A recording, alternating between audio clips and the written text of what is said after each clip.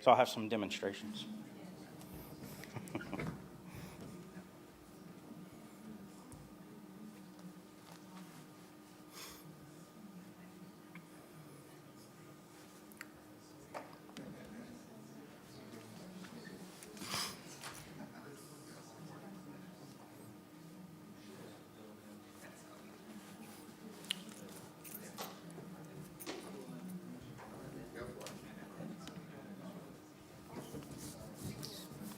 Good? Yep. Okay, so my topic's a little bit different. Absolutely no technology at all. And if you know anything about me, I'm a security analyst, and I only do that because I'm okay at it, and I make a lot of money, and I get to buy guns and bullets and throw lead downrange. So my topic's a little bit different, keeping with the information security mindset. Defense-in-depth, fists, knives, guns. Why sometimes it's better to bring a knife to a gunfight.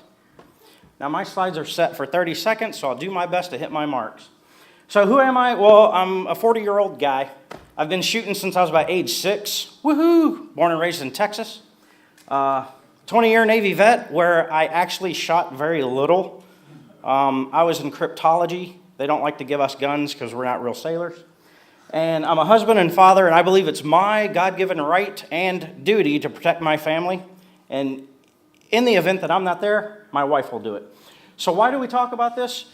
Well, I want you to be aware of some of the different factors. Number one, psychology. These are 5 different conditions that you should be aware of. Number one is that you're absolutely unaware. All the way down to what the Marine Corps calls condition black, 175 beats per minute. Your heart just goes crazy. Your body begins to shut down, and these things just become clubs. You lose all fine motor skills. So hopefully we don't make it there.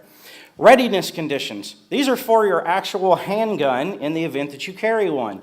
We start at condition 0. There's a round in the chamber, full magazine loaded, hammer is cocked, and the safety is off, so you're ready to go. All the way down to condition 4, chamber is empty, magazine's not loaded, hammer is down. I carry in condition 3 most of the time.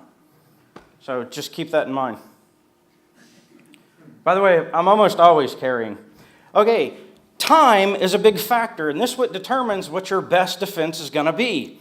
If you're within 10 feet of your adversary, their closing time is going to be about 2 seconds. It's going to take you 2.5 seconds to draw, chamber around, and shoot someone. So you may want to use your fists instead, or a knife, if you have an auto-loading knife.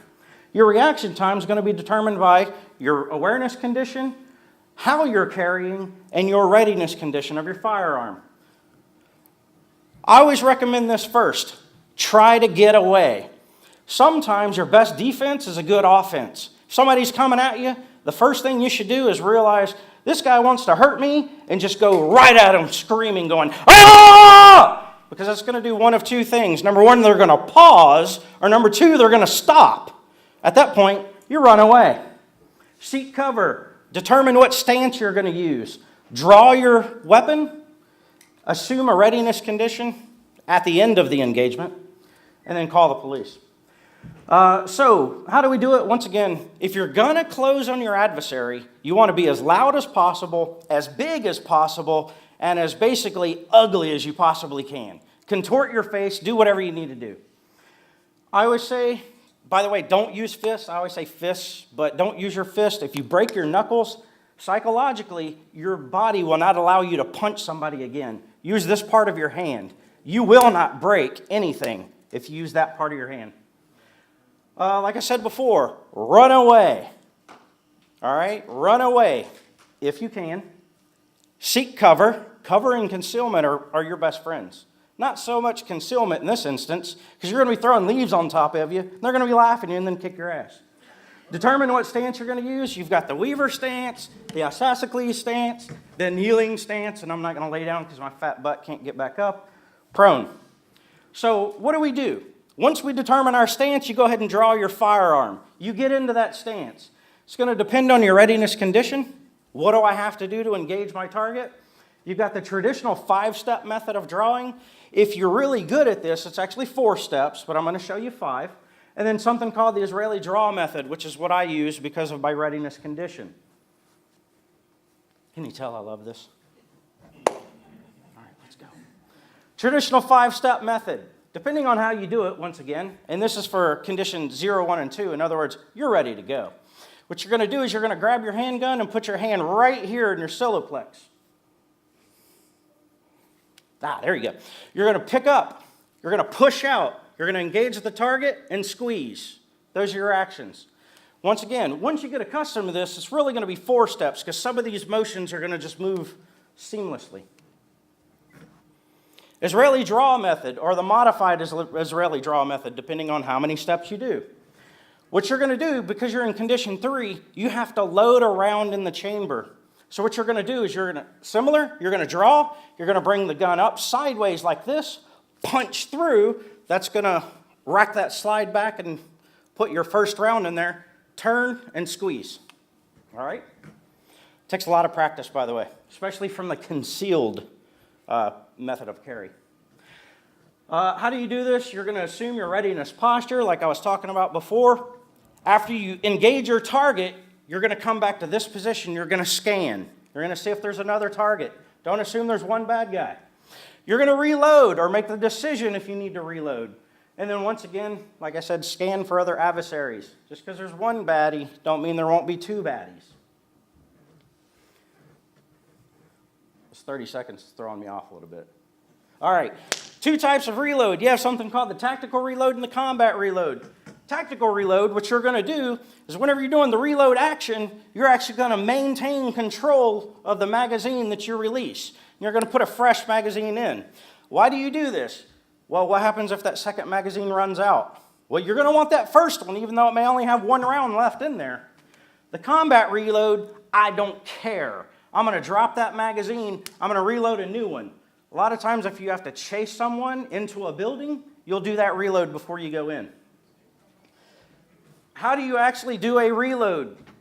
What most people do is look down to their gun. You don't want to do that because remember you're scanning for other bad guys. So the first thing you do is you cock your hand this way so that way you can keep sight of that. First thing you do is drop your magazine. You cock your hand to the side. You grab your second magazine with the finger right along touching that top bullet. You insert, that way you can see yourself insert and you can still scan. You turn back, you may have to rack the slide or hit the slide lock, and then you're ready to rock and roll. Holy crap, I just shot somebody. Now what do? Number 1, call the cops if someone else hasn't. Number 2, call a lawyer because you will get sued. That's the last one, or the next one. Remain in alert state until the popo arrives. There's nothing worse than going back to your holster and then there being that second guy. Remember that use of deadly force is a serious decision. If you struggle with the question, can I kill someone, don't carry a weapon at all. Number 1, if you don't kill them, they're going to use it against you. Number 2, they might be pissed off and just use it to beat you instead of shoot you. Some states require you run first. We call those pansy states. Other ones have stand your ground laws, which means, oh my God, you're coming at me. I can do whatever I need to do, my God-given right, to defend myself or your loved one. Here's a list of my favorite videos. So some of the concepts that I talked about, they actually go into them in detail. The one that I highly recommend, the whole series of videos, U.S. Army Shooting Team. These guys are freaking wonderful. If you're a competition shooter, I guarantee you they'll shave seconds off your time. One more. Well, let's go. There we go. So, don't learn these techniques because I just told you about them. I'm not the instructor. Actually pay somebody that's competent. I feel I'm competent, but not competent enough to teach you guys in a setting other than this. It's comical. Practice makes permanent. Don't listen to your high school track coach or football coach. It doesn't make perfect. If you do it wrong every time, you're going to do it wrong. But you're going to do it permanently wrong. So make sure you do it properly, and it'll be there whenever you need it. So I actually have 1 minute left for any questions, because I only have 18 slides. Questions? I didn't think so, because I rock. I believe there's a CCW insurance company that if you ever have to use the deadly force, they will... Absolutely. $125 a year is what I pay. They cover me up to $1,000 in legal expense, or I'm sorry, $1 million in legal expenses. That does not include the amount of money that gets awarded for the other person if you lose. They actually cover that and $1 million also. So $2 million of coverage, $125 a year. Glad you brought that up. Good one. Cool. Thanks. I don't know, but check.